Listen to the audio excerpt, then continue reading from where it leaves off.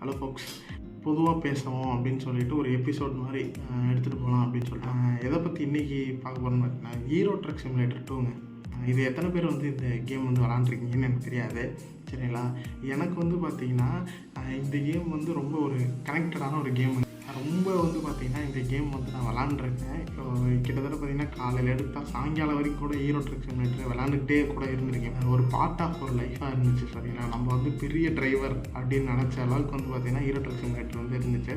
அதில் இருக்கக்கூடிய சின்ன சின்ன மேப்ஸாக இருக்கட்டும், சின்ன சின்ன இடமா இருக்கட்டும், அந்த டிரைவிங், அந்த கிராஃபிக்ஸாக இருக்கட்டும், எல்லாமே வந்து எனக்கு ரொம்ப பிடிக்கும், சரிங்களா?